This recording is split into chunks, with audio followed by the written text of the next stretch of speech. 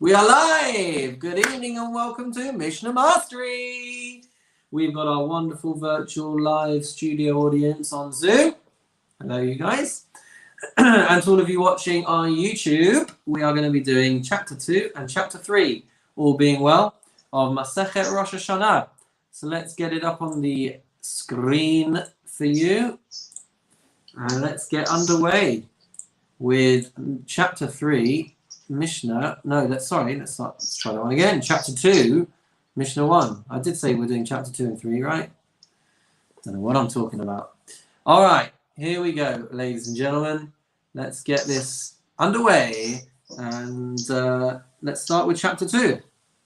So we've been talking about how in the times of the Beis HaMikdash, people would have to travel and testify in front of the Beis Din that there was a new month in town, and you may be familiar with a group called the Saddukim, the Sadducees, and they would sometimes interfere with this process, specifically for the month of Nisan, and that was because they always wanted the first day of Pesach to be on Shabbos, because if the first day of Pesach was on Shabbos, then the second day of Pesach would be on Sunday. And the second day of Pesach is when you need to start counting the Omer. And the verse in the Torah says, Usfartem lachem mimacharas hashabbos, that you should start counting you should count for yourselves mimacharas hashabbos, which we interpret to mean the day after the first day of Pesach. But the Sadducees interpreted it literally and said it means that you have to always start counting on a Sunday. So the first day of Pesach always has to be a Shabbos. So what they would do is they would sneakily try and testify to the Beis Din that Rosh Chodesh Nisan was approaching, and they would make sure that they got their calculations right so that the first day of Pesach would be a Shabbos. So we needed to put a stop to that. So the Mishnah says in Mishnah Aleph, Einan makirin osa, if they did not know him, the person that was coming to testify, then they would send someone with him to be able to testify about his authenticity, about his reliability. Why did they do this? Barishona, first, originally, they would accept testimony about the new month from anyone, any Tom, Dick, and Shmuel. But when the minin, referring to the Sadducees, the deniers of the oral Torah, I guess, when they started to try and ruin things, when they disrupted this process, they decided and decreed that they should only receive testimony from people who were known, people who had a good reputation, people who would be sure not to disrupt the process. Continuing with Mishnah Beis, there was a system that the Beis Din used to employ to inform that the month was starting. They also had to adapt that as well. So says the Mishnah, Barishona, originally at first, Hayu Masim Masuos, they would light big torches, and the torches would spread to other areas. It would be like a beacon system, but it would spread throughout the land, so that once one station would see a beacon announcing the new month, the next beacon would light and everyone in that vicinity would know. And then when that beacon was lit, then another vicinity further away would see that one and they would know it's Rosh Chodesh, and so on and so forth until you got to Chutz La'aretz. So Barishona Hayu Masin Masuas. At first they used to light a series of torches to signal for the new month. But Mishakilkalu Hatutim, when the what did I just say? Mishakilkalu Hakusin, when the Kutin started to interfere with this process, Hiskinu Shehu Shluchin Yotzin. So they decreed that messengers should go out instead and spread the word like that. So again, it's another example of having to change the process so that the authenticity could be guaranteed. Why did they want to?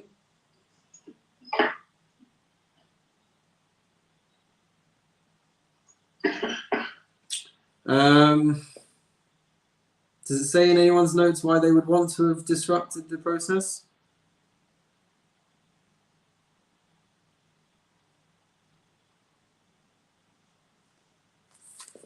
It's something to do with wanting the Chodesh to be announced on the 30th day of the month and to make the Jewish people err. But I'm not much clearer on that. If anyone else is, please do chime in.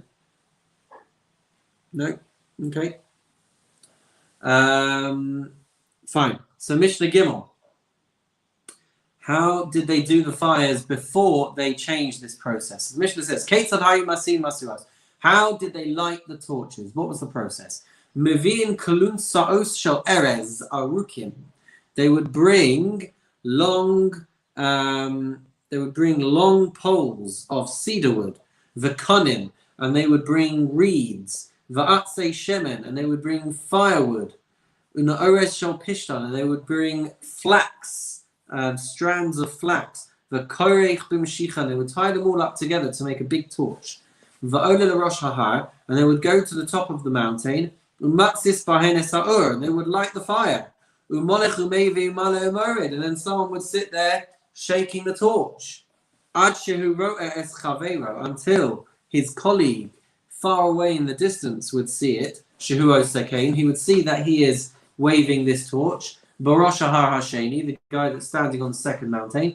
V'chein Barosh Hahar Hashlishi, and also the guy on top of the third mountain. So they'd have this chain of torches going along to help spread the message that the new month was upon them. Mishnah Dalet, Ume Ayin Hayu Masiin Masuos. And at what places would they light these torches? Well, we're told, Mehar HaMishcha, from Har HaZesin, from the Mount of Olives, L'Sartava. That would transmit the message to Sartava. Umisartava le Grofina. And Sartava would transmit the message to Grofina. Umi Grofina le Chavran. And Grofina would transmit the message to Chavran. Umi Chavran le Beis Built-in. And they would transmit it to Beis Built-in, which was on the border of Eretz Yisrael and Bavel. Umi Beis Built-in lo Zazu Misham. And once it got to that point, they did not move. They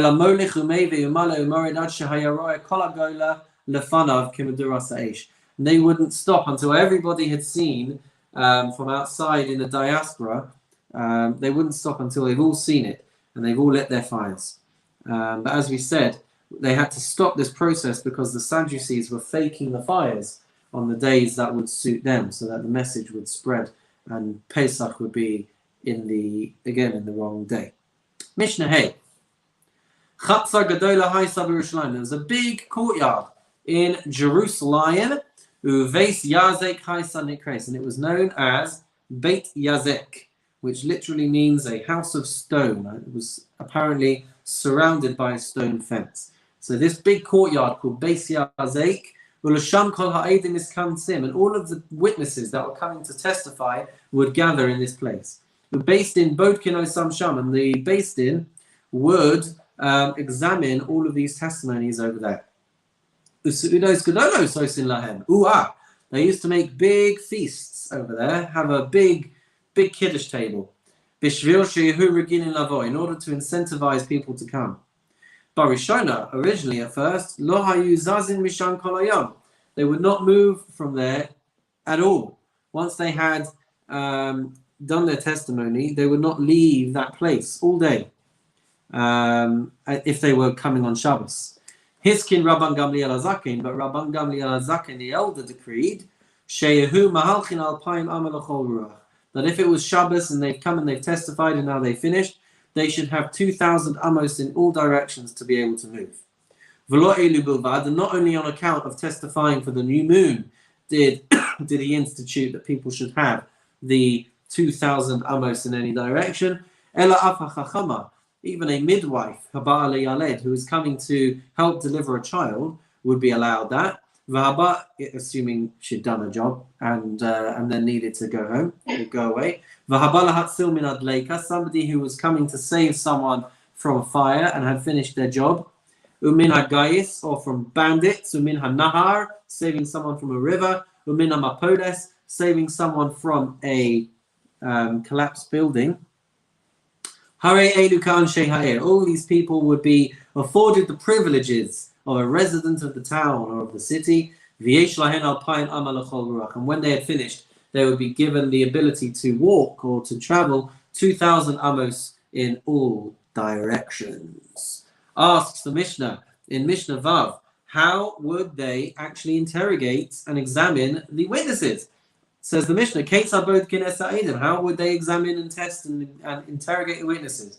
Zug Shebarishon, the couple, the pair of witnesses who came first, Bod Kinoso Rishon. As we said, they don't get the ability to testify as individuals. They have to be paired up. So the first pair would be interrogated, examined first. They would invite the greater of the two into the Beis Din's chamber, for want of a better word. They would invite him in first. Va'omrim lo emor. Tell us. They would say to him, tell us. Ketzad ra'isa es halavana. Tell us, how did you see the moon? What did it look like? Lifnei hachama or la'achar hachama? Was it in front of the sun or was it behind the sun? Meaning, did you see the white side of the moon facing the sun or the dark side facing the sun? Now, I think this is a bit of an impossibility, right? I think there's only one way that you can determine which way the moon was facing, and I think this was designed to kind of weed out the liars. Litzfona or Lidroma, was the moon in the north or in the south? Well, that would be dependent on what time of year it was. Now, we have to appreciate that the Beis Din, they were incredibly well attuned to astronomy and to the movements of the moon and the movements of the sun and knowing how long. I mean, if we think about even for half a second, the Beis Din knew the precise measurements and calculations of a month, which is, I don't even know that. It's, let me just look up the precise calculation that they knew, that it was 29 days and 12 hours and 793 chalakim out of a possible 1,080 chalakim. So every minute wasn't divided up into seconds, it was divided up into chalakim. And so they knew this calculation and they were so precise with all of it. And I mean, we now have it all, presented to us as a calendar, and it's all mathematically calculated for us. But at that time, they were doing all of this themselves. So they knew a thing or two about astronomy. So they asked the witnesses if it was in the north side, if it was the winter and there would be shorter days, you would expect to see it in the north side. And if it was in the summer with longer days, you'd expect to see it on the south side. How high was it in the sky, and which direction was the moon inclining? And how broad, how thick was the moon that you saw? If they said that the moon was in front of the sun, then his evidence was rejected, because if I'm not mistaken, that would be impossible. And afterwards, they would bring the second guy in, and they would test him as well. If their testimonies matched up, then you've got a valid testimony, at which point they are theoretically able to announce the new moon. But they didn't do that, as we said last week. They waited to do everybody else. And for all of the other pairs, they would at least ask, some fundamental main questions. Not because the Beis Din needed those testimonies, but just so that they wouldn't get upset that they travelled all that way, in order to give people the incentive to come back again. So they were very considerate of people's feelings, which is a lovely thing. Mishnah Zion. At this point now, they've got their valid testimony. What would happen next? Rosh Beis Din Omer Mekodash. The head of the Beis Din would say, Mekodash, we have a sanctified month. V'chol ha'am onin acharav mekudash mekudash. And then the rest of the people would answer, mekudash mekudash. Bein shenira bizmano, whether they saw the moon at its proper time, on time, or bein, I imagine that's supposed to say bein, yeah, bein shelo nira bizmano mekadshin oso, whether they were seeing it at the official time or not, they would sanctify this new moon as a formal process. However, Rabbi Elazar Rabbi Tzadok says, Im lo nira bizmano, if they were not seeing it at its proper time, and the testimony had been taking a long time to get through, and the process to get through, then ein mekadshin, so they would not formally pronounce the sanctification, shekvar kidshuhu shamayim, because heaven has already sanctified this time. Bismano is the night of the 30th.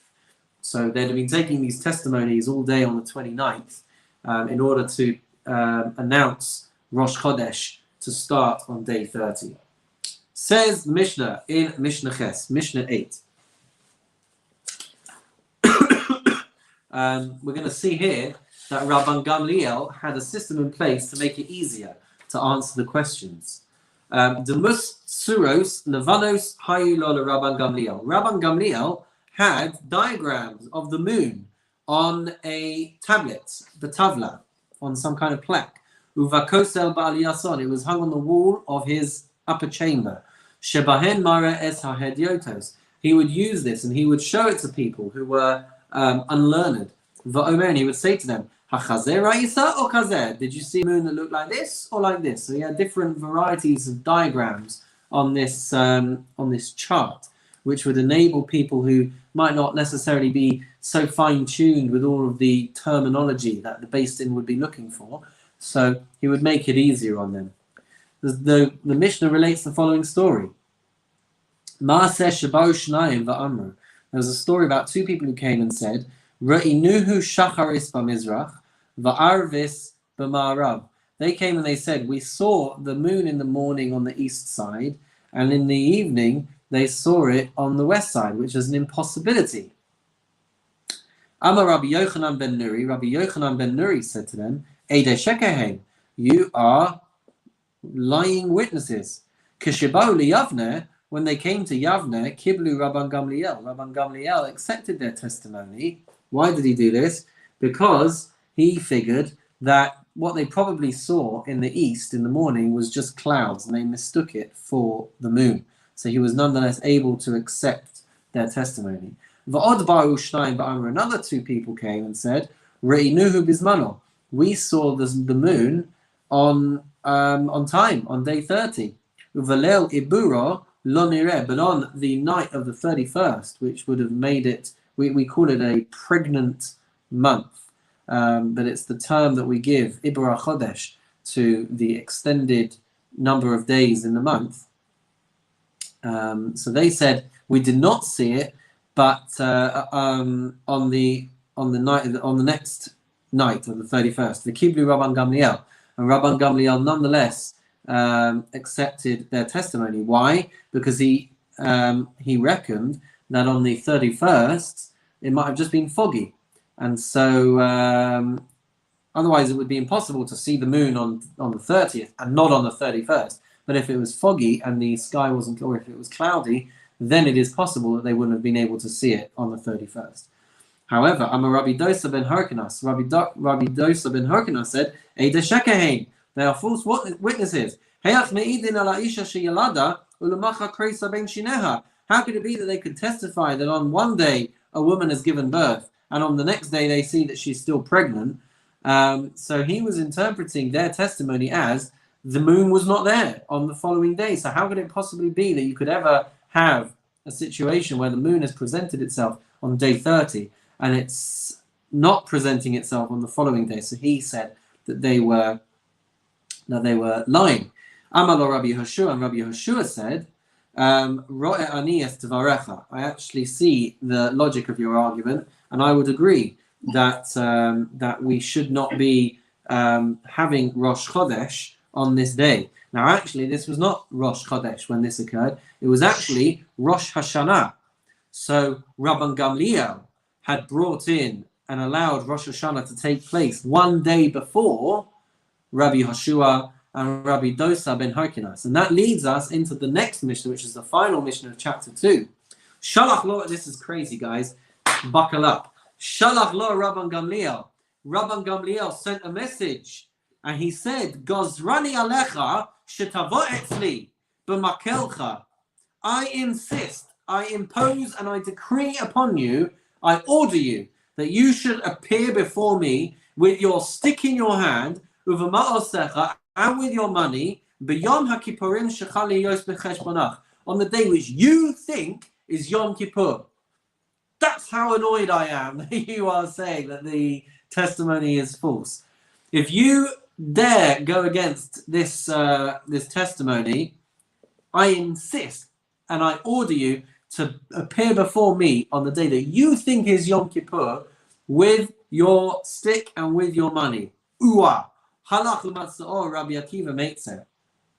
So Rabbi Akiva went and found him distraught. Rabbi Yehoshua, Amar lo, he said to him, Yesh li lilmod shekol ma she'asa Rabban Gamliel asuri. He said, I can teach that whatever Rabban Gamliel has said is valid, Shneimar, because it says in the pasuk, giving the power to the Beis Din to appoint the new moon, and in this case the new year. Eila moadei Adonai mikrei kodesh asher tikru osam. That these are the moadim, the festivals of Hashem, mikrei kodesh, the holy convocations, asher tikru osam, which you are proclaiming. Bein bismanon, bein shelo bismanon, whether they are at the proper time or not. If the Beis Din is ruling that it is Rosh Hashanah, then it's Rosh Hashanah. Eini moados ela elu. So I only have these ones to go by.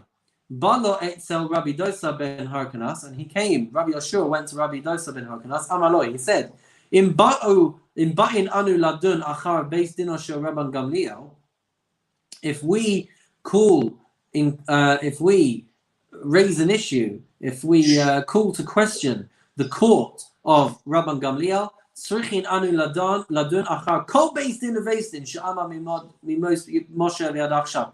We could be jeopardizing the decisions of every single Beis Din that's ever been in power since the days of Moshe Rabbeinu until now. Shneimar, as it says in the pasuk, Vayal Moshe ve'Aharon Nadav v'Avihu v'Shevim miziknei Yisrael.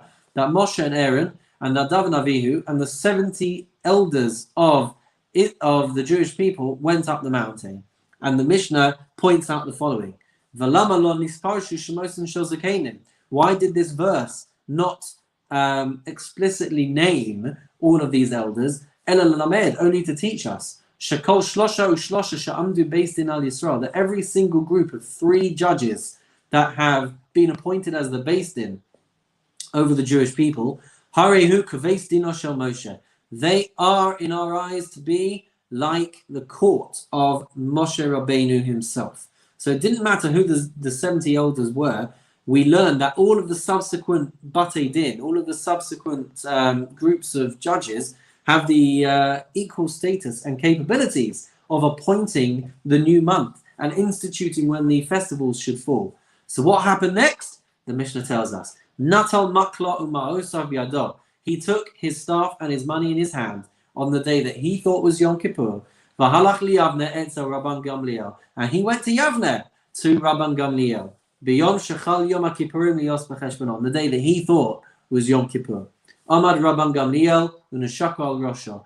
Rabban Gamliel greeted him, stood up, kissed him on his forehead. Amar lo, and he said to him, Bo b'shalom, come in peace. Rabbi v'talmidi, my Rebbe, my teacher, and my student. And he explained, Rabbi b'chachma, you are my teacher in wisdom, v'talmidin, you are my student, shekibalta es tavarai, and you are my student because you accepted the decision of my Beis Din. Rabban Gamliel was the Nasi, he was the figurehead of the whole Jewish community, and so Rabbi Yehoshua had to bow in deference to Rabban Gamliel. So there we go, everybody. Mazel tov on completing chapter 2. What an amazing episode in our history. Moving on to chapter 3, to Perek Gimel. Any questions before we move on? I know that I explain everything so crystal clear that no one ever has any questions, but do see me after class if anyone changes their mind. So, Perek Gimel, chapter 3. The first Mishnah is going to deal with Kiddush HaChodesh, the establishment of the month, and the sanctification of the month, I should translate. And the rest will start to talk about Shofar, Uwa, Rosh Hashanah. Yeah, Shofar. That's what it's about. Ra'uhu Veistin V'chol Yisrael. So here's an interesting thing. If the Beistin were the ones who would see the moon, the new moon, and they were seeing it at night, they would still have to wait till the next day to testify, because you can't testify in Beistin in the nighttime. So whatever would happen, you would need to wait till the following day, and you would always need 3 judges. So says the Mishnah, Ra'uhu Veistin V'chol Yisrael. If the Beistin and all of the Jewish people saw the moon, so how does it read there? Nechkuru ha'edim. If the witnesses were examined, velo hispiku lomar mikudash, and they could not get through all of the witnesses in time to say on that day mekudash, that the new month was to be sanctified, ad shechashecha, until it had grown dark already for the next day, harei zeh me'ubar, then it would be considered a I know that we call it an impregnated month, but it means that the month will be deemed to have 30 days, and then it would go into the first of the new month on the next day. Ra'uhu Veistin Bilvad. If the Beistin were the only people to see the new moon at night, Yamdu Shnayim, so they'd have to wait till the next day, and then 2 of those judges would stand up, V'ya'idu bifneihem, and they would testify before then, V'yomru mekudash mekudash, and then they would sanctify and announce the new month. Ra'uhu shlosha v'hein Beistin. If 3 people saw it and they themselves are the Beistin, Yamdu Hashnayim, then 2 people of this group should stand up. V'yoshivu mechavreihem eitzel hayachid, and they should go and find other judges who are able to sit with this one remaining judge, because you have to have 3. V'ya'idu bifneihem, and then they should testify before them. V'yoru mekudash mekudash, and then they can approve and sanctify the month. She'ein hayachid ne'eman alidei atzmo, and that's because one person is not allowed to testify by himself. So they'd always have to have 2, and they'd always have to have a Beistin of 3 to oversee it. Moving on now to some halachot of the shofar. Which animals are kosher for being turned into a shofar? Kol ha-shofaros kasherin chutz mishel para. All horns, all shofars of animals, of kosher animals, of all shofars are kosher for use in a shofar, except for the shofar, for the horn of a cow. Mipnei shehu keren, because the horn of a cow is referred to as a keren, not referred to as a shofar.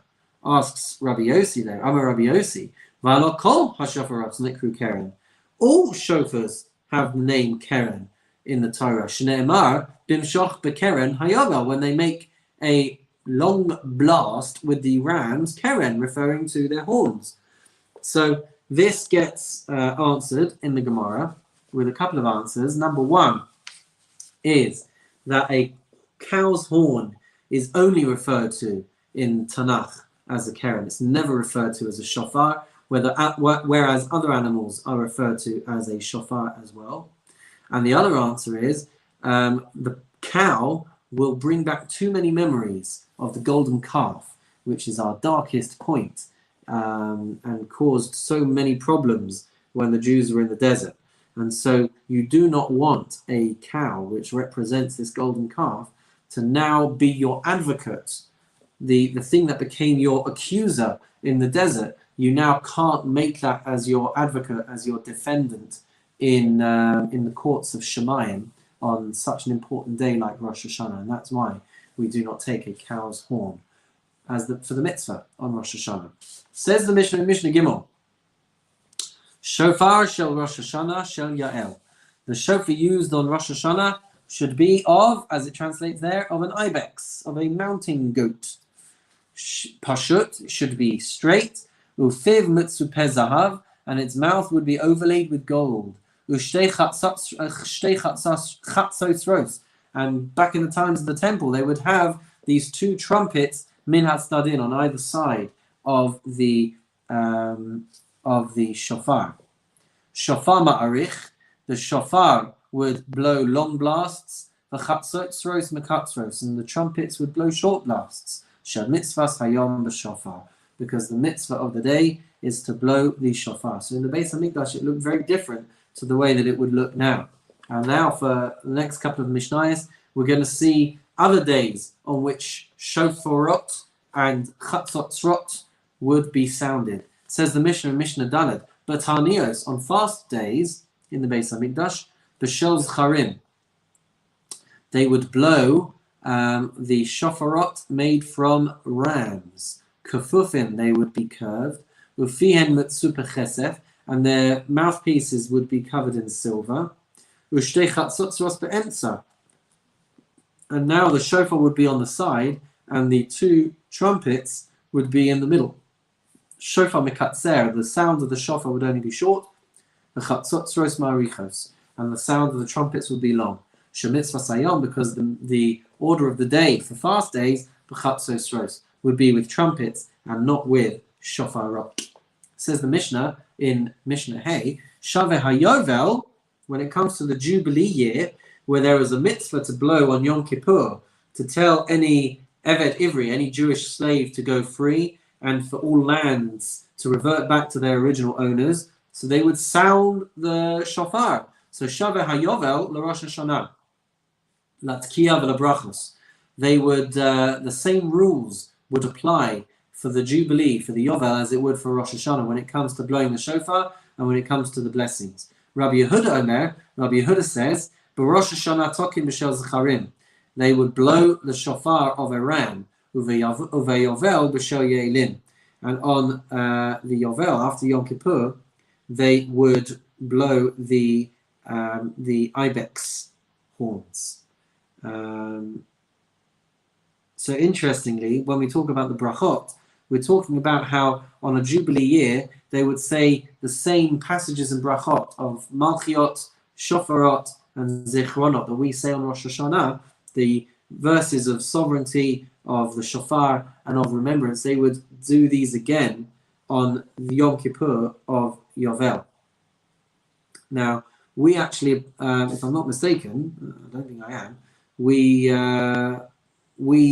follow the opinion of Rabbi Yehuda that we blow a curved ram's horn for Rosh Hashanah. Interestingly enough, I'm just going to quickly find where we are just to see if I'm missing any notes. Please forgive me.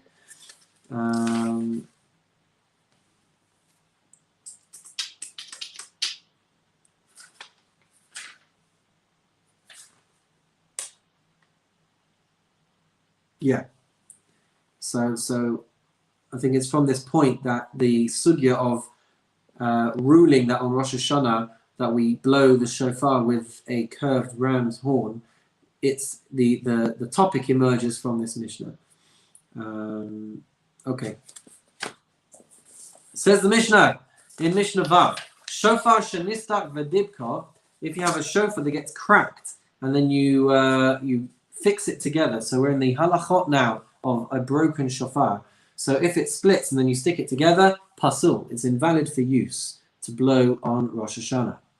Dibek shivrei shofaros pasul, if you take fragments of different shofars and you stick them all together to make a lovely, beautiful shofar, says the Mishnah pasul, it is invalid for use.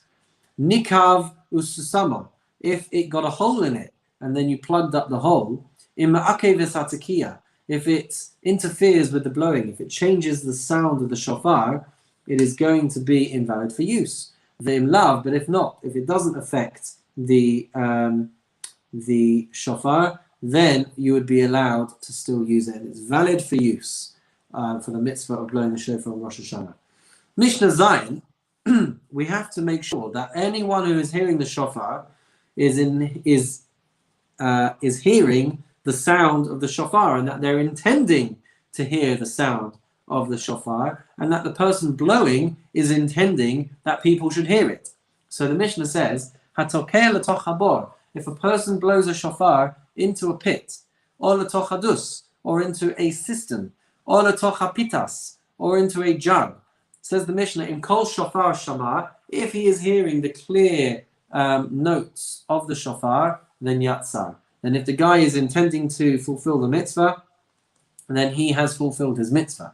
Ve'im kol havara shama. But if he is hearing an echo of the sound of the shofar, then whether he is trying to fulfill the mitzvah or not, lo yatzar. He is not going to fulfill the mitzvah.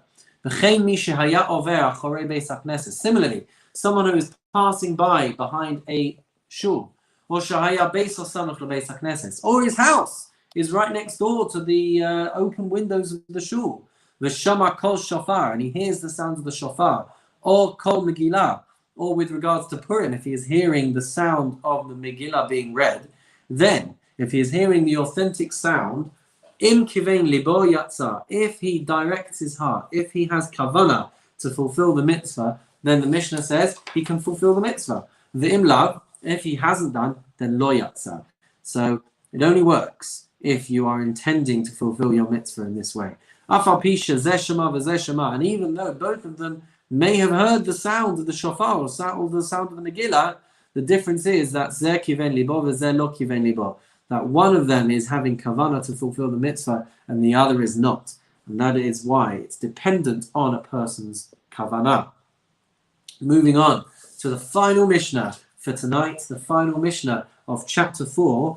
What do we mean when we talk about kavanah? So we turn to some episodes in the Torah to give us an understanding of what we mean by kavanah. We're going to see that fundamentally it's connected to the idea of looking heavenwards and turning heavenwards, looking to Hashem for salvation. So the two examples that we bring is the battle that took place when the Jews were in the desert, and they were taught that when the Jewish people saw Moshe Rabbeinu's arms being lifted up to Shemayim, then they would be successful in battle, and if his hands were lowered, then they would not be. And the second episode is when the Jews were they were suffering from a plague, and if they looked up at the serpent on the stick, on the pole, then they would be cured, and if not, they would not be cured. So the Mishnah says, quoting the pasuk in Shmos, "V'haya ka'asher yarim Moshe yado v'gava Yisrael," and it came to pass that when Moshe would hold his hands up, Bnei Yisrael would be able to overcome their enemy. Asks the Mishnah, "V'chi yadav shel Moshe osos milchama or shavos milchama?" Was it his hands that were making or breaking the war? Ela lo melacha. Rather, it's telling us, Kol zman shahayu Yisrael mistaklin klape mala. Anytime the Jews were focusing their attention heavenwards, u'mishabdin es liban lavihem, and they were subjecting their hearts to Hakadosh Baruch Hu, to their Father in heaven, hayu misgabrim, then they would be victorious, they would prevail. V'im lav, and if not, hayu noflim, then they would fall. Kayotze b'davar ta omer, and in a similar vein we see in the pasuk in Bamidbar, aseh lecha saraf v'simosol nes, make for yourself a fiery serpent and place it on a pole. V'haya kol nashuch v'ra'a oso b'chai, and anyone who would be bitten would look at it and would live. V'chi nachash meimes or nachash mechaye, could this serpent kill or keep people alive? Ella, rather the Mishnah says, Bisman shi Yisrael mistaklin klape mala, whenever the Jewish people were looking heavenwards, u'mishabdin es libam lavihen shebashamayim, and was subjecting their hearts to their Father in heaven, hayu misrapeim, they would be healed. V'im lav hayu nimukim, and if not, then they would melt away. So this concept of having kavanah and focusing our attention heavenwards and subjecting our hearts to Hakadosh Baruch Hu, that is what we want to be trying to accomplish when it comes to hearing the sound of the shofar on Rosh Hashanah. Says the Mishnah, Cheresh shota v'katan, if you have a deaf mute or a shota, or I don't like that word on the screen there, a lunatic, but a shota is someone who is has some kind